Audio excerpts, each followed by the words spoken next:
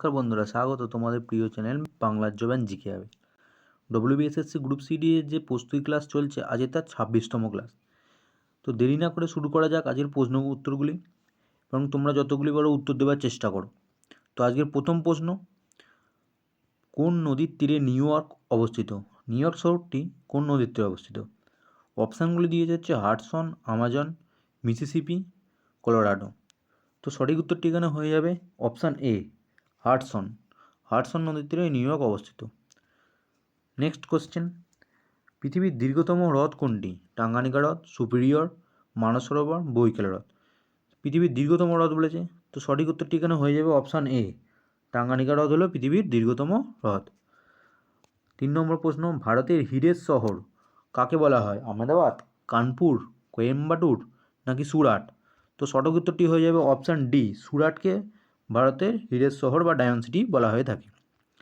আর 4 নম্বর প্রশ্ন, Indian independence League কে প্রতিষ্ঠা করেন? রাসবিহারী বসু, এম জোশী, অরুণা আসফ আলী নাকি জয়প্রকাশ নারায়ণ? তো এখানে রাইট আনসারটি হয়ে যাবে অপশান এ, রাসবিহারী বসু। এবং যদি সালটি বলা হয়, সে সালটি হয়ে যাবে হচ্ছে 1942 সালে জাপানের টোকিওতে প্রতিষ্ঠা করেছিলেন। পরবর্তী প্রশ্ন, ভারতীয় নির্বাচন কমিশন জাতীয় ভোটার দিবস কবে পালিত করে? খুবই একটি গুরুত্বপূর্ণ প্রশ্ন। তো অপশানগুলি এখানে দিয়ে হচ্ছে 26শে জানুয়ারি, 25শে মার্চ, 25 জানুয়ারি, 1 ফেব্রুয়ারি। তো এখানে সঠিক উত্তরটি হয়ে যাবে অপশান সি, 25শে জানুয়ারি। অপশান সি, 25শে জানুয়ারি হলো রাইট অ্যান্সার। আচ্ছা, 6 নম্বর প্রশ্ন, কাদম্বরী গ্রন্থের রচয়িতা কে? বাণভট্ট, বিজয়গুপ্ত, জয়দেব নাকি পাণিনি? তো সঠিক উত্তরটি হয়ে যাবে অপশান এ, বাণভট্ট ছিলেন কাদম্বরী গ্রন্থের রচয়িতা। আজকে 7 নম্বর প্রশ্ন, কক্ষপথে পৃথিবীর অপসূর অবস্থান দেখা যায় কোন তারিখে? অপশানগুলি দিয়ে যাচ্ছে 4 জুলাই, 21শে জুলাই, 21শে মার্চ, 3রা জানুয়ারি। তো এখানে রাইট আনসারটি হয়ে যাবে অপশান এ, 4 জুলাই। সূর্য থেকে পৃথিবীর যে সূর্যদের সবচেয়ে বেশি দূরত্ব অপসূর অবস্থান এই 4 জুলাইয়ে দেখা যায়। পরবর্তী প্রশ্ন, কম্পিউটার থেকে একটি প্রশ্ন এসছে। যে সিলেবাস পরিবর্তন হয়েছে সেখানে উল্লেখ করা আছে যে কম্পিউটার থেকে কিছু প্রশ্ন আসবে। তো সহজ প্রশ্ন, CTRL+X কমান্ডটি কেন ব্যবহৃত হয়? পেস্ট করতে, সেভ করতে, কপি করতে নাকি কাট করতে? তো এখানে সঠিক উত্তরটি হয়ে যাবে CTRL+X কমান্ডটি কাট করতে ব্যবহৃত করা হয়। 9 নম্বর প্রশ্ন, ইমেল পাঠানোর জন্য কোনটি বাধ্যতামূলক? ছবি, অ্যাটাচমেন্ট, বিশদ বর্ণনা নাকি প্রাপকের ঠিকানা? তো সবচেয়ে বাধ্যতামূলক হচ্ছে অপশান ডি, প্রাপকের ঠিকানা হচ্ছে বাধ্যতামূলক। আজকে 10 নম্বর প্রশ্ন, কুঞ্চিকল জলপ্রপাত কোন রাজ্যে অবস্থিত? কর্ণাটক, মধ্যপ্রদেশ, ঝাড়খণ্ড নাকি কেরালা? তো এখানে রাইট আনসারটি হয়ে যাবে অপশান এ, কর্ণাটক। এবার যদি বলে কুঞ্চিকল জলপ্রপাতটি কোন নদীর তীরে অবস্থিত, সেটা হয়ে যাবে হচ্ছে নদীর উপর বরাহি নদীর ওপর অবস্থিত হচ্ছে কুঞ্চিকল জলপ্রপাত।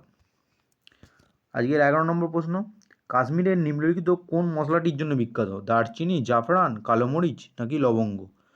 তো সঠিক উত্তরটি হয়ে যাবে এখানে হচ্ছে অপশান বি, জাফরান হচ্ছে কাশ্মীরের বিখ্যাত মশলা। 12 নম্বর প্রশ্ন, হর্ষবর্ধনের সময় কোন চীনা পরিব্রাজক ভারতে আসেন? ফাওহিয়েন, হিউয়েনসাং, ইৎসি নাকি মা হুয়ান? তো এখানে রাইট আনসারটি হয়ে যাবে হচ্ছে অপশান বি, হিউয়েনসাং হর্ষবর্ধনের রাজত্বকালে ভারতে এসেছিলেন তিনি। আর যদি সাল বলা হয় সেটা হচ্ছে 630 খ্রিস্টাব্দে এসেছিলেন। আর একটা আমাদের এখানে করে রাখতে হবে, ফাওহিয়েন তিনি কার রাজত্বের কালে এসেছিলেন? তিনি হচ্ছে বিক্রমাদিত্য বা দ্বিতীয় চন্দ্রগুপ্তের রাজত্বকালে এসেছিলেন। পরবর্তী প্রশ্ন, ভারতের প্রথম সূর্য অভিযানের নাম কি?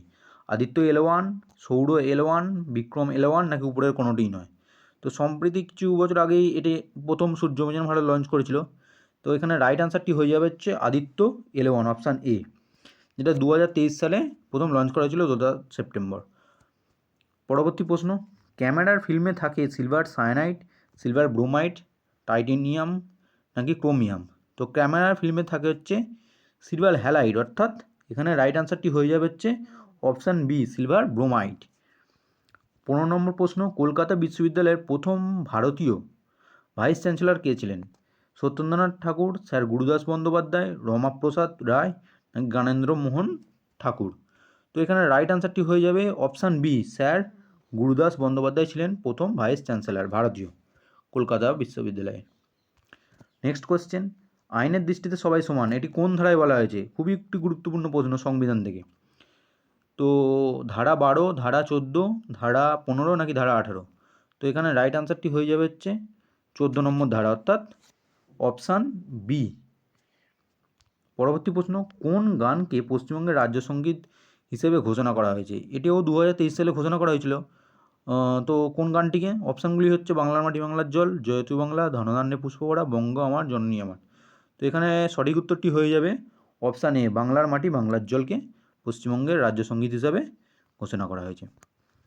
18 নম্বর প্রশ্ন, ভারতে কে হরিজন সংঘ গঠন করেন? জ্যোতিবা ফুলে, বিনোবা ভাবে, মহাত্মা গান্ধী নাকি ডক্টর বি আর আম্বেদকর? তো হরিজন সংঘ কে গঠন করেছিলেন? সঠিক উত্তরটি হয়ে যাবে হচ্ছে এখানে হচ্ছে অপশান সি, মহাত্মা গান্ধী হরিজন সংঘ গঠন করেছিলেন এবং সেই সালটি হচ্ছে 1932 সালে গঠন করেছিলেন। নেক্সট কোশ্চেন, ভারতের সেনাবাহিনীর সুপ্রিম কমান্ডার হলেন ভারতের রাষ্ট্রপতি, ভারতের রাজ্যপালগণ, ভারতের প্রধানমন্ত্রী নাকি ভারতের স্বরাষ্ট্রমন্ত্রী? তো এখানে সঠিক উত্তরটি হয়ে যাবে সুপ্রিম কমান্ডার হলেন সেনাবাহিনীর ভারতের রাষ্ট্রপতি।